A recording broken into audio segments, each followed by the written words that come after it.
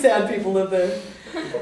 Pessimism, ambiguity, moral corruption, evil, guilt, heroes or anti-heroes, private eyes, detectives, cops, gangsters, government agents, lone wolf, petty criminals, murder. Okay, plain Joes. You get the point. But there are two main characters in film noir.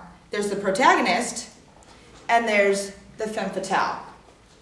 And in our little skit, he was the protagonist, the plain Joe, average Joe, private eye detective, little mini. And I was the femme fatale. Attributes of femme fatale are, she's very seductive, aggressive. She's a confident female. She's usually independent. She's ruthless and and has strength and desires to corrupt situations. Never afraid to go for what or who she wants. She's often correlated with somebody else, though. She often has somebody else in her life, a wealthy man. She's kind of a sex pot, if you will. Put that in here. And then a protagonist is usually a regular guy who is flawed more than the normal and vulnerable to being lured into dark and doomed situations.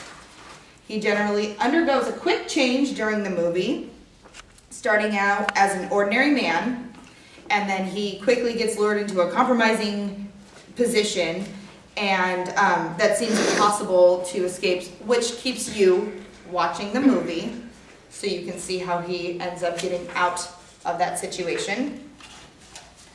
And I'm going to show a clip of a femme fatale-esque lady. It's Sharon Stone in Basic Instinct. No one has ever done this before. This is a totally new situation. Right, Rolly? Well, I can say a couple more movies. Other than that, Coffee. my old friend is right. Go ahead. There's a guy in the scene that I know. He's Wayne Knight, who went to college in Georgia when I was in Georgia. And we were, sort of like an old college with that. He's a big bad guy. He played Newman on Seinfeld for years also. Oh, I know Newman. Well, that's Newman right there. He's in Jers. Right behind you in the shot. Right here. Yeah. Oh, funny. I could see him. Yeah, he's the one who gets the nice, he's the reaction shot for the scene. Right, yes. See the volume. So I really, Ma'am, could you sit down, please? Ma'am, could you sit down, please? Oh my God, I'm embarrassed. Poor thing. I'm embarrassed. All right. So in this scene, you will see the femme fatale, which is Sharon Stone. My pleasure. And Lieutenant Walker. Hi. Can't wait to get you anything. Cup of coffee. Our attorney's going to join us. Mr. Trammell is waiting to write to attorney. Did I miss something? I told him that you would want an attorney present. Why have you waited to write to an attorney, Mr. Why did you think I didn't know it? I told him you wouldn't want to hide. I had nothing to hide. Oh, look at her. it truly is patterned after the Spider Woman. Do you remember from the documentary, the woman with the blonde hair dressed with the turban? Yes. There's no Lana Turner, she absolutely was doing Lana Turner. Totally. What are you going to do? Charge me with smoking? And also, if you notice something with her femme fatale-ness, the way she's sitting, she's very seductively sitting, making sure her legs are showing, some skin is showing, perhaps who's sitting right in front of her. I had sex with him for about a year and a half. I liked having sex with him. I wasn't afraid of experimenting. Smoking is also very seductive, because if she smokes, she pokes. And in Film Noir, because she's bad. Yes. Exactly. You smoke a cigar, you're really bad. Do you ever That, yes. engage in any sadomasochistic activity? Exactly what did you have in mind? tie him up? No. You never tied him up? No. Johnny liked to use his hands too much. I like hands and fingers. You describe a white silk scarf in your book. I've always had a fondness for white silk scarves. They're good for all Or occasions. skin. But you said you liked men to use their hands, didn't you? No, I said I like Johnny to use his hands. Don't make any rules now. Go with the flow. Okay, I'm gonna stop it here. Oh. I'm Is that sorry. the- is that I'm the sorry, guy? y'all. We got some shit to go over Is here. that the guy from Jurassic Park? Yeah. Yeah, that's his friend. That's what I was talking about. He is so funny. Are you guys seen this movie? Oh, many times. Many Former times. Sharon Stone got a lot of grief on that. Mm-hmm. I'm not She got one. She didn't tell anybody she was going to do that.